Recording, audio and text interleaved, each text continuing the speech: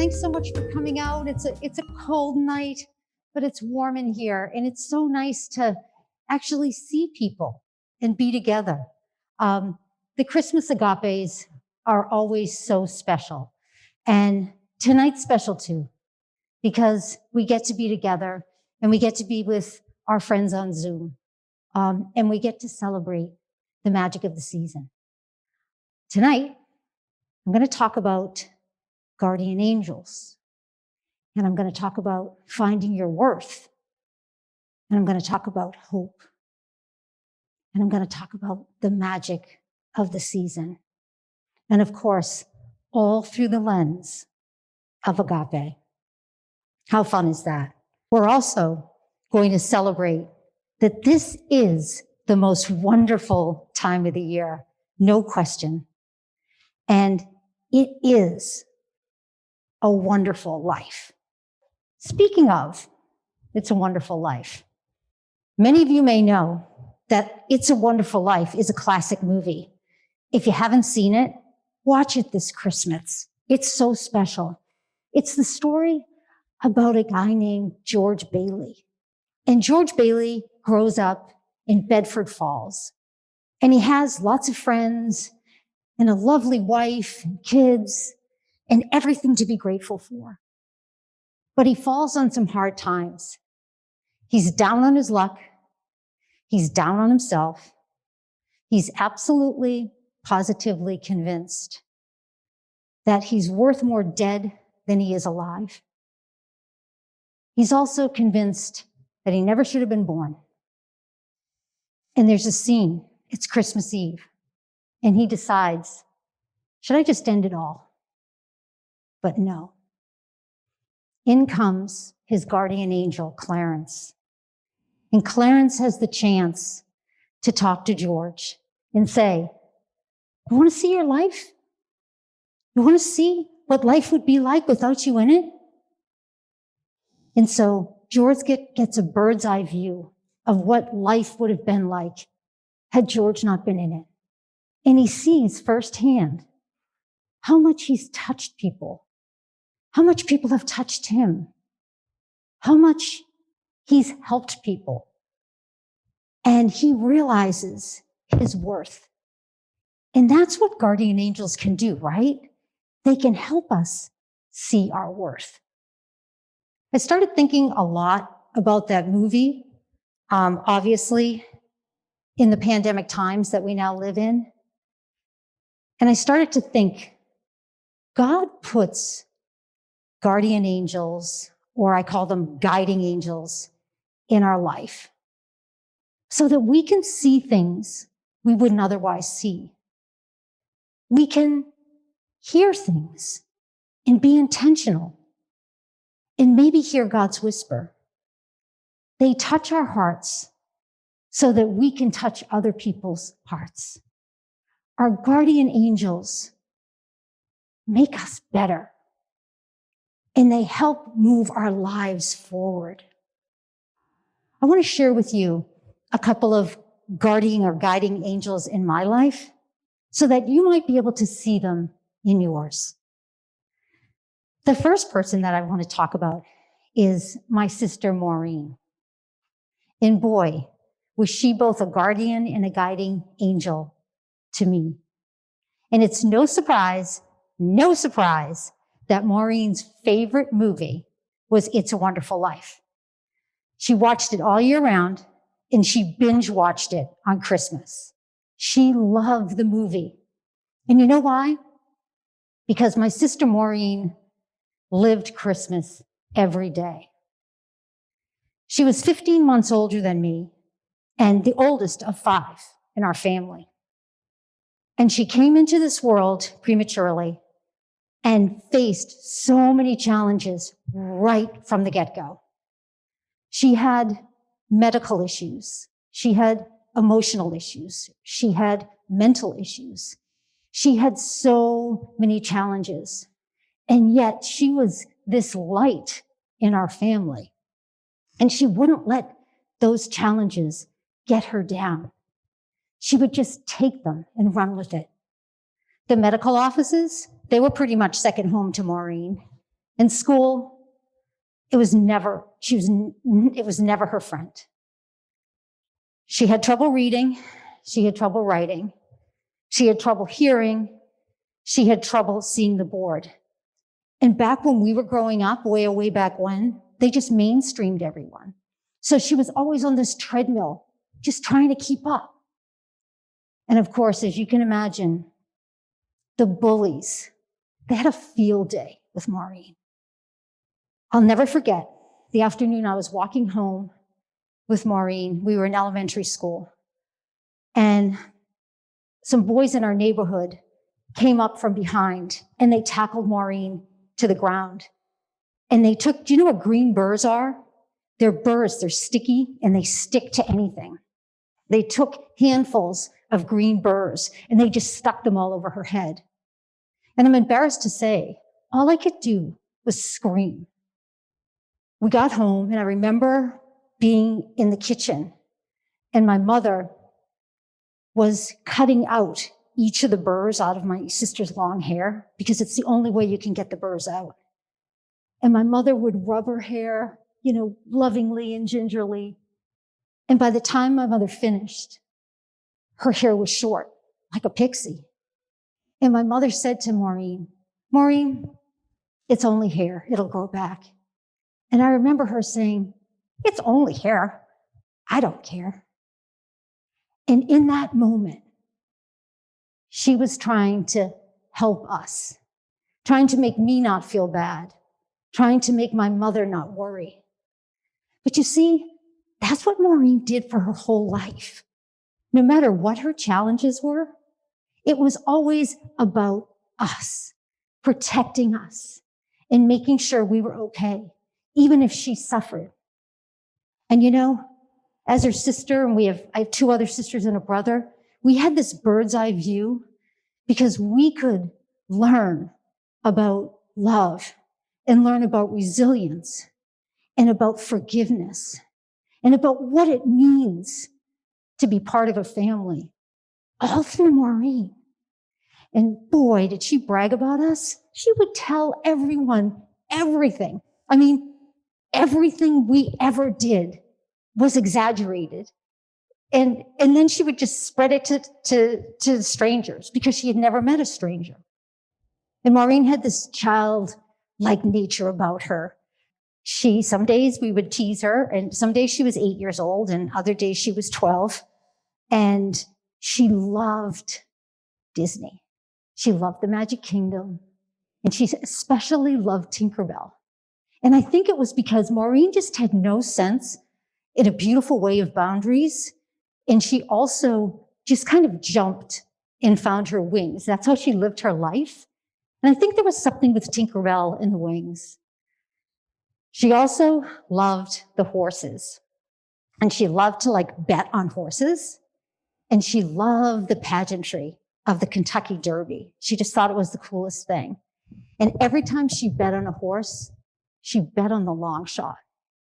And it was because Maureen was always the long shot. But we always bet on Maureen to win.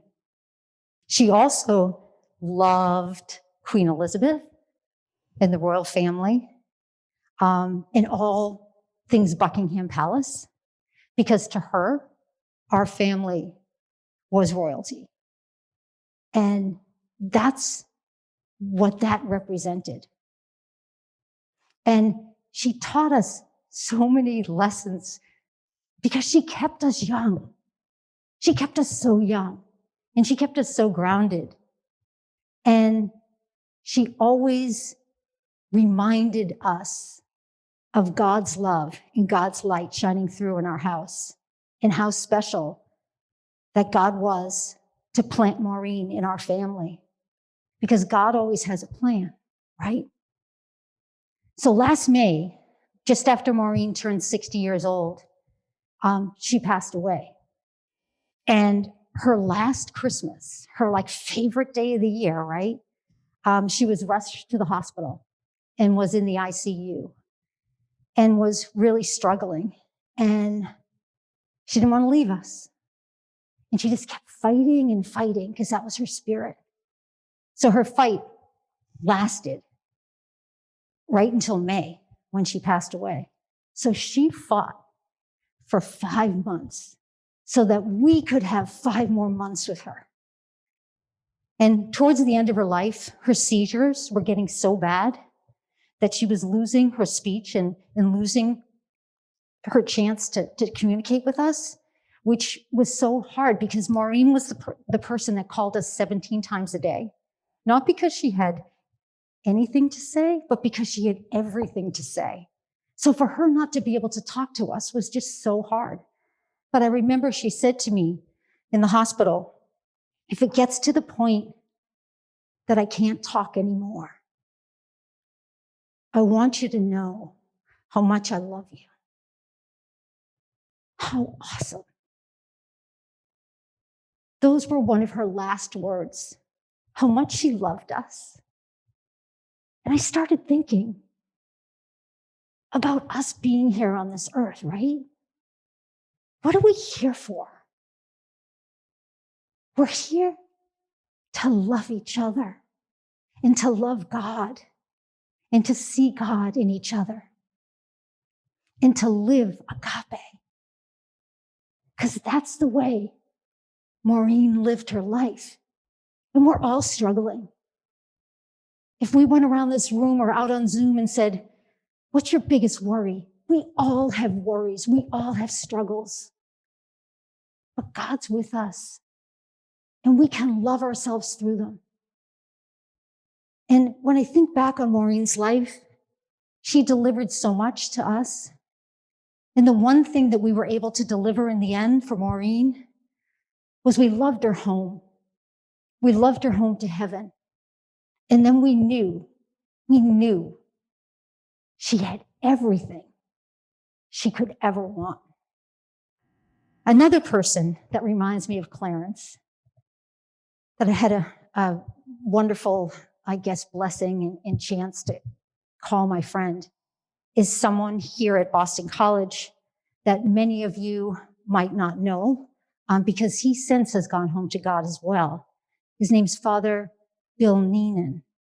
And he passed away about 6 years ago. And Father Neenan was this giant of a Jesuit here at Boston College.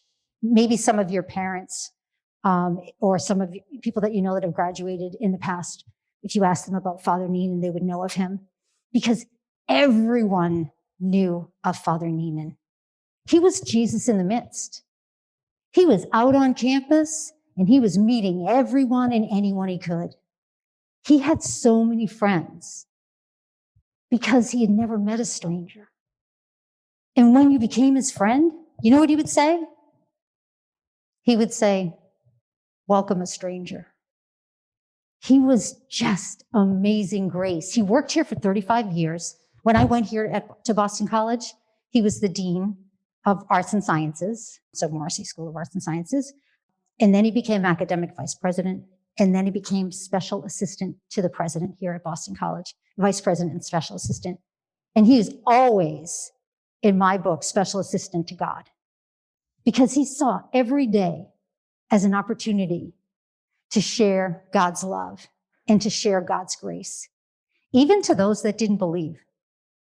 And he had this like big booming voice and this jolly laugh like Santa. And I had the opportunity to work with him in our Heffernan house, and he would come in the back door of the kitchen and slam the door. I go, ha, ha, ha, ha. And it was uncanny. He even sounded like Santa. And as much as he was so loving and smart as a whip, he wanted you to read as many books as you possibly could. He wanted you to study economics, and he wanted you to learn more about your family, where you're from, who do you know? You weren't born on third base. You didn't get here. You got here because of your family, or you got here because of friends. He'd always remind you of that. And at the same time, he could be tough. And he was especially tough when he was talking about faith. And he would say, you know what? You were born into this faith, and it's your responsibility and your job to practice it. And Father Neenan was a sports junkie. So we always had a sports analogy. And I remember this one. He used to say, a wide receiver. You're a wide receiver.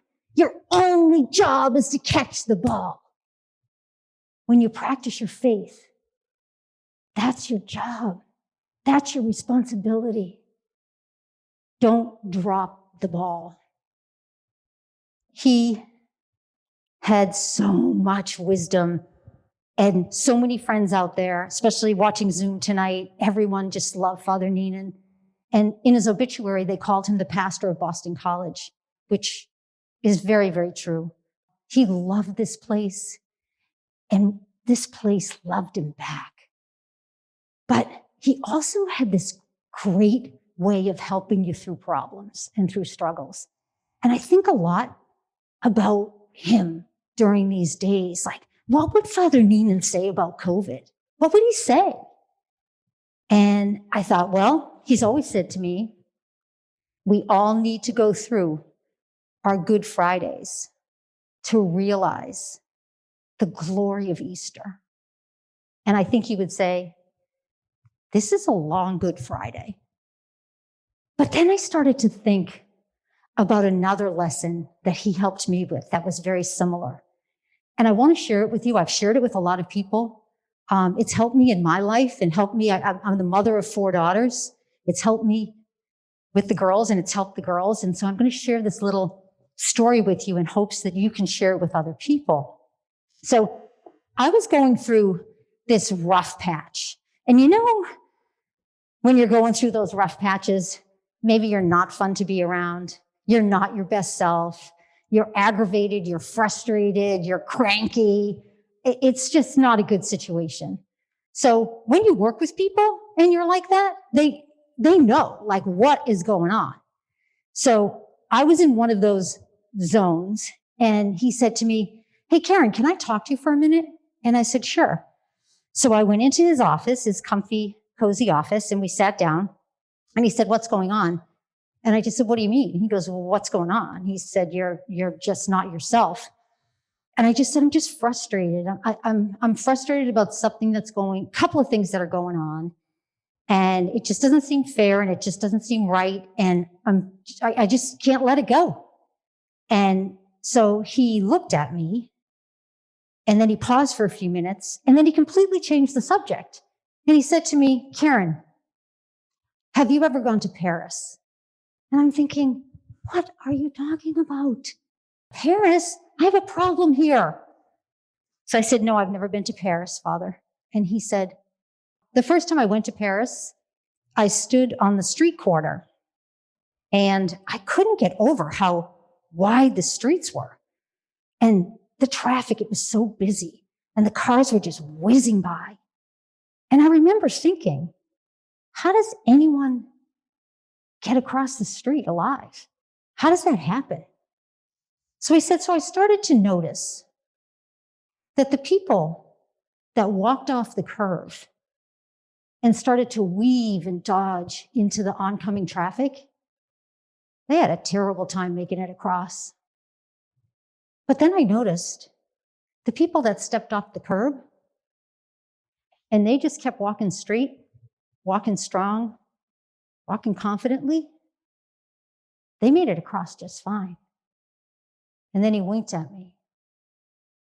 And he said, Karen, don't get caught up in all the things that pull you away from what God wants for you. Don't get caught up in all that oncoming traffic. God wants the best for you. Keep walking straight. He's right there beside you. He's right behind you. He's right in front of you. Keep walking straight. And I remember thinking, like, that was just such an epiphany for me. Of course. Like, I've got to get out of my head. I've got to get out of all the distractions and all the things that pull me away from being my best self. Because God's right there. Like, what else do I want, right? And as I mentioned, raising 4 girls, there's a lot of drama.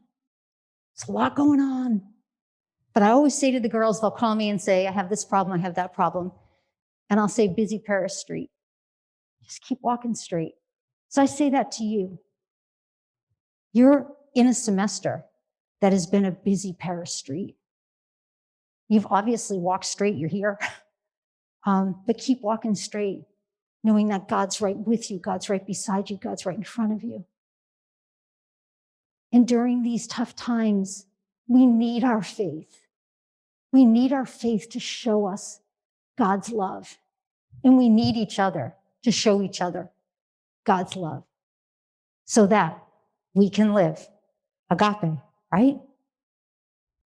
If I stopped right now, I wouldn't do someone that I've known a really long time and loved a really long time justice. So I have to kind of wrap this up with one final story, one final, I guess, lesson that I hope you can take with you as you move through Christmas and into 2021. I've loved this person for a lifetime. This figure has helped me realize that I have a wild imagination, realize that I have great hope, realize that I should see other people before I think about myself. This person has taught me about patience and taught me about kindness and taught me about magic and the magic that defines the Christmas season. A lot of you know this person or this figure. I'm talking about Santa. And I'm ending with a plea tonight to not give up on Santa. We have the chance to give up on so many things. Don't give up on Santa. When I was a kid, I always believed in Santa. And even you think back, like you're in elementary school, talk about bullies, when you start telling them in 6th grade, you still believe in Santa.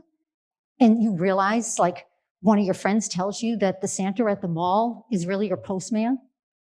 And then as you start to unwrap your gifts under the tree, you see price tags and you realize that the gift wrapping doesn't match up because it's all the same. And could that be Santa? But no matter what anyone said to me, I always believed in Santa.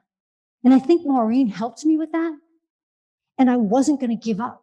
I wasn't going to give up on Santa and the magic, and the hope, and the love. And my mother had found years ago, I wrote something for school, and I had to write a list of why I believe in Santa Claus. And so I'm just going to share with you, way back when I was in 3rd grade, why I believed in Santa. Reason number 1, my parents could never afford all the gifts under our tree. Reason number 2, my parents would never have enough time to shop and wrap all the presents. Reason number 3, the whole world couldn't be caught up in this big Santa conspiracy, could they? Reason number 4, only Santa could figure out that perfect gift that I never even asked for. And reason number 5, I need to believe. And I need to believe, especially for my sister Maureen. But you know what? That wasn't true. I needed to believe for me because Christmas holds such magic. And for me, Santa represented the coming of our Christ child, the hope that lives on Christmas Day when Jesus is born. What an extraordinary gift. And so I made a promise to myself that I would never, ever say there's no such thing as Santa. And I would never tell anyone that I don't believe in Santa. I have 4 girls, as you know. That's my husband and I raised them. We never have once said there's no such thing as Santa. That's caused some problems. over the years with some kids. But you know what? Life's a busy Paris street. We just kept walking straight, fighting for Santa. So I'm asking you to celebrate Santa this season. Around campus, we're putting hundreds of Santa hats. Don your Santa hat. You get your Santa on. When you leave tonight, take a Santa hat. Share it with someone else. We have so much to be grateful for. We have so much to celebrate. The Christ child is coming. This is the most wonderful time of the year. My Christmas hope for you is that you never forget that it's a wonderful life because you're in it. It's a wonderful life because you are in it. So, listen to the jingle bells, wear your Santa hat, always believe and know that God is agape. And as Father Michael Himes would say, and we get to live that. We get to enact that. Merry Christmas.